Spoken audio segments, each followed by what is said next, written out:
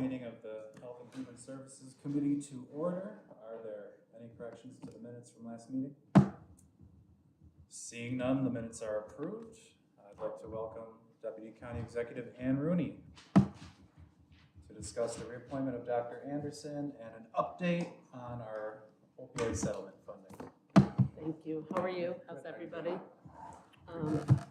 First off, regarding Dr. Anderson, surely time flies because I can't believe it's already time for reappointment. But this is certainly an honor and a privilege to offer up her reappointment as health commissioner in the short time that she's been here. She's just done remarkable things, establishing the academic health department, reaccreditation. She's reorganized the department in such a way that I think we are more nimble, certainly more out in the community. Post-COVID, we are having to do things that the health department never had to do before. The record numbers of immunization of children has just been remarkable in order for them to attend school, and that's something that we now do seamlessly. So I can't say enough about all the work she's doing and making the connections in the community that we need at, at this time. So happy to entertain any questions about Dr. Anderson, but I hope you all agree that she's just done a remarkable job in the few years she's been here. Yeah, I think she's been a tremendous leader. She's been impartial, and she's been, rises above a lot of the noise that we see in the community and provides the objective truth about the work that we do in the community. Yeah. So, any discussion? Could I just add one more thing, just so the committee is aware, and I know you are aware, but there's several commissioners in the county that have a dual appointment between New York State and Onondaga County, and the health commissioner is certainly one of those, and that allows for her independence, and we're very proud of that, and the fact that she is there for a particular reason, and so just as a reminder, because we always have to remind ourselves as well that we have to go to New York State and get that appointment as well. Any discussion? I'd like to add, though, that I find that she's very accessible. When you have a question or a concern, she's right there to help you out with a constituent or with anything that comes up with the public. And I think that goes a long way in giving our constituents a sense of security as well as better health. Absolutely. I would say that there's really probably not enough time to say all the great things she's done for the county right now. But I will say what she's particularly done with the outreach through Facebook, the outreach through other social media forms is second to none. And that there's many people now that kind of know about services that we offer that did not know about them until Dr. Anderson got here. We're very lucky to have her, and I look forward to moving this to appoint her. Okay, I've got a motion from Legislator Meeker. Do I have a second? Legislator Bush, all in favor? Aye. Motion carries. And we're moving on to the next one. And this is, again, a tribute to her work. She and I probably would have done this together because, what we do with the opioid funding does cross departments. It's not just the health department, as you might imagine. It involves, folks who are suffering with substance use disorder also oftentimes, there may be mental health challenges, housing challenges, certainly employment challenges, things like that. But we have been the recipient over these last several years of funding from both the Attorney General settlement and what we call the local governmental unit settlement, which is on the social services side. And so we have taken those funds. We have had 2 RFP processes, and we know roundabout how much we're going to get every year. Some of it was front-loaded, and we know we'll be getting somewhat of a declining number from now to about 2035. So we have to be very prudent in how we spend these dollars. But what we have already seen, so we first started receiving the AG funds back in 2022, and there were certain allowable uses, and I think the allowable uses was about 20 pages long that we had to digest and make sure that we were only spending the funds in certain areas. And primarily they're in prevention, harm reduction, treatment, and recovery. And then also some governmental uses. And one of those, and just as a side note, so you know this, Our medical examiner does a lot of work when, unfortunately, someone does pass from an overdose. You know, the course of action is the body will come to the medical examiner's office, and we have been able to purchase equipment that they can quickly determine what the drug was to get that message out to the street so that we can try to prevent other overdoses. And so that's somewhat of an unusual use that maybe you hadn't thought of, but one that we feel has been very effective. I'm gonna run through, you know, the vast areas where we are funding, but I think the good news is we started receiving this amount of money in 2022. In 2023, in Onondaga County, we had 156 deaths from opioid overdose, opioid, fentanyl, heroin, the mixture of drugs. That number declined to 90 in 2024. And through the first 6 months of this year, we're at 35 from January to June. So we are seeing, I think, you know, obviously the word is out there, the hazards of fentanyl and all that, but someone suffering from an addiction, it is, you know, a medical issue that that person is having. So all the things that we can do to prevent them from, you know, suffering, from dying from this is where we are really focused. But, you know, and this went back to Dr. Gupta, and certainly Dr. Anderson has continued this, unless we stop the pipeline through prevention work, you know, it's always going to be an uphill battle. So with that RFP process, again, we've had 2 of those. The first round was in 2022. The focus were on those big areas outlined by the Attorney General: prevention, harm reduction, treatment, and recovery. And one of those, and we really wanted to see if we would get any responses regarding prevention. And the one that has been really successful and we're very proud of is a production out of Red House, the small theater over on South Salina Street. They have put together a production for all of the schools in Onondaga County. It's intended for school children. They have gone out, they've done at least, I think we're almost up to 40 performances at this point. And it's something that I think WCNY is going to pick it up and then put it on their station so that it can be used in that way.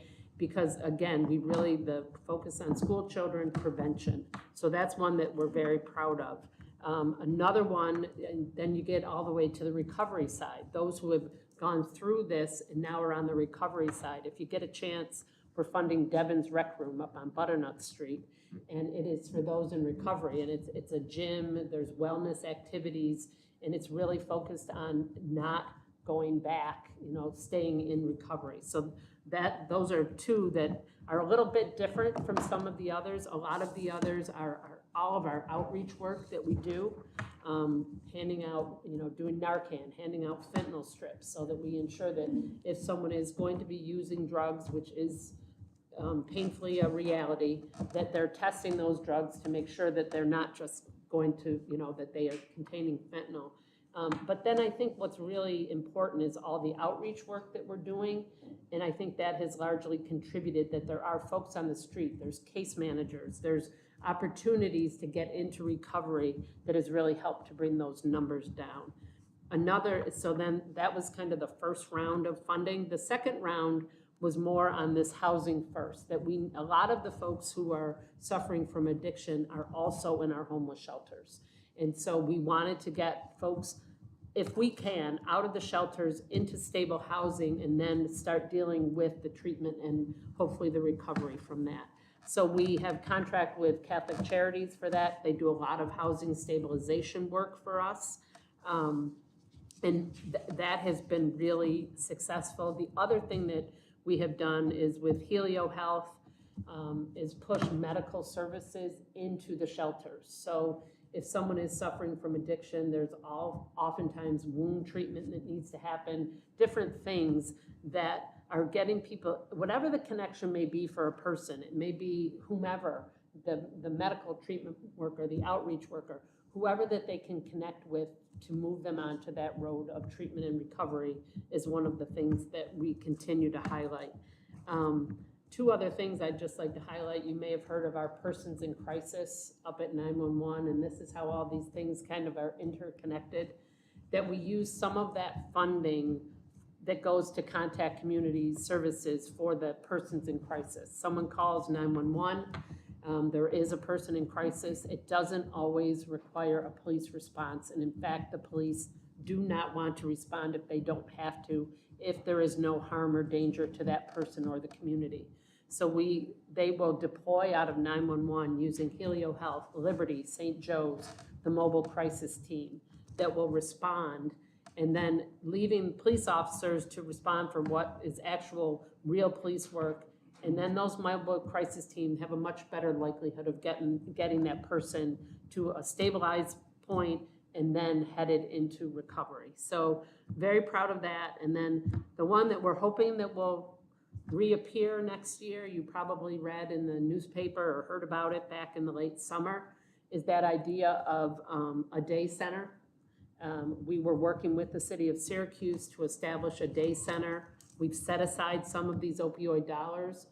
We are all experiencing all of the folks who are out on the streets all day long. And, you know, when we talk to folks out there, many times it's, I'd like to have, you know, a bathroom, I'd like to have water, whatever it might be. This would be an expansion of what we already have with Catholic Charities. I think we all recognize the need is great for those out there on the streets. It is just finding the location that can work. And so we are still, you know, we just had a conversation with the city the other day about possible locations. So we are setting aside some of this money if we can agree on the location and establish that. I think that was like the notes I have, but happy to answer any questions you might have. There's so much to say about any one of these great programs that we're doing, but I've always appreciated the fact that we are taking a very holistic approach where we're addressing these things from every conceivable angle. And it's not paternalistic where we're, you know, kicking down doors and telling people you need to do X, Y, Z, but we're really taking the time to build up relationships with some of our caseworkers, for example, and meeting people where they are. And, you know, if somebody's ready for treatment, that's great. If they're not ready, then hey, here's a test strip. Let's keep people alive, keep people safe. And obviously, we've got the data to support that. So I'm very proud of everything that we've done. Programs like Devin's Rec Room, I have to speak to as a physical therapist because unfortunately, a lot of people's introductions to substance use disorder comes from people with chronic pain, for example. So there's a big role of physical therapy and making sure that people have access to the right care at the right time that kind of avoids creating this vicious circle of substance use and things like that. And what we find a lot of the time is that it makes a real void in people's lives. And what better way to fill that than having community of people that have dealt with a lot of the same issues that you have, and you know, staying fit and staying active. So that's a tremendous program as well. Really happy to hear about the Red House production too, and maybe building up that a little more to scale to get that in front of as many people as we can. But I could go on all day. Does anybody else have any discussion? Yeah. So I know that the goal is for the day center for sometime in 2026. It was 2025, but right, but at this point, we're moving that goalpost right now. Sometimes it happens. Yes. Would this be a place where like there'd be, the actual location is gonna matter, right? Location absolutely matters, yes. Will there be some sort of transportation going around the city or the county? Yes, that was a part of it. Okay, pick people up and bring them there. Yes, if they so choose. Right, okay, good. And the Red House production, what age group is that targeting? It's targeting elementary school children, So, like K through 5. oh, K through 5? Yes, yep. It's Okay. got puppets and it's pretty neat. Has there been any consideration to maybe do that? I think that's gonna be very effective. I think it's a wonderful program. Is there any consideration to do one for the high school age? We would love for Red House to keep going, you know, and they wrote it was from the ground up. They wrote the thing, they developed all the costumes, everything, the directorial, everything. And so we want them to keep pushing this, but then the discussion could happen about, okay, do you have the writers and all that who would want to make it for an older age group? Because I think middle school, high school, that's a really targeted area where they're being introduced to things that Yes. we wish they weren't being introduced to, but they are. Mm-hmm. And I think that'd be very effective to have something like that in the high schools or the Middle Middle schools, schools. yep, I agree. Pushing out this program, there was a citizens group or community group that picked nonprofits to be part of it and allocate funds to them. Do we have any reports on how that worked out? Oh, you mean for the RFP processes? Well, for what groups got money and what they did. Oh, yes. Do you want me to go through it? Well, you could print out a report. I'm just curious to see if there was an appropriate response to our money investment. Oh, in so their as part of that, whenever we have an RFP process, we have our analytics team that does all the performance review. And you could sit in on one of our meetings someday if you'd like, Yeah. but we have like a red, yellow, green, how they're performing on their contracts. Okay. And the ones that I've highlighted are certainly ones that are, they're really doing well. A couple of the others, we have trouble in contracting, but by and large, this group has done well. And the ones who proposed, we had one who proposed and said, we're not going to be able to fulfill that contract and pulled out, which I respect and am happy, because this money that we have is money that will come in every year, but it's finite. And so we want to make sure, and that's why we're doing the performance management on all of these. For things that are really working, this has been very essential to say, like for Devon's Rec Room, we will be willing to talk to them about extending their contract. The Red House, same thing. We want you to continue with that production. The ones that are not as successful, we probably won't renew that contract. So this has given us that opportunity to say what's working and what's not working.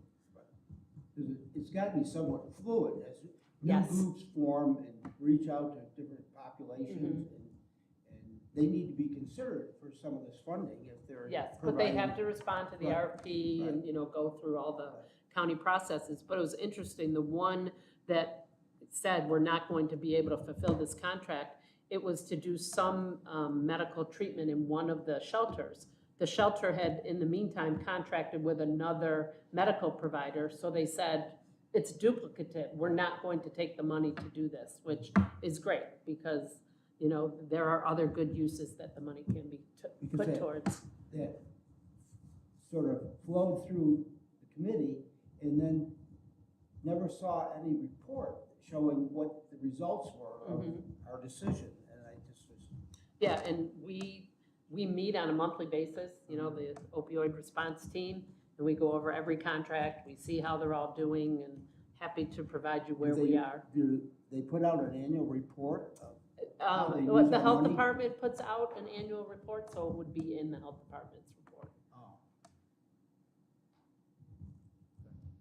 I'm very happy that we address this first and foremost as a public health issue. And I think that there is obviously a law enforcement aspect as well in terms of stemming the flow of these drugs in our community. If I remember, was there additional funding from one of these tranches that supported? The DA, Okay, the Yes. DA office. yes.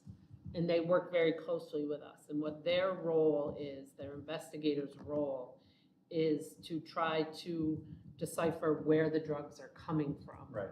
Again, to stop that pipeline. And so that's the law enforcement role in all of this. In addition to the persons in crisis Sure. part that I talked about, the Syracuse City Police has been instrumental with us in getting that off the ground. Obviously, in a world of finite resources, law enforcement and case managers and the person crisis teams, let's just get the right people in the right Yes. places at the right time, and it makes everything work better for everyone involved. So that's a great example of some of the work we're doing. Is there any other discussion? And thank you so Thank much. you, thanks. Adjourn this meeting. Okay, thank you.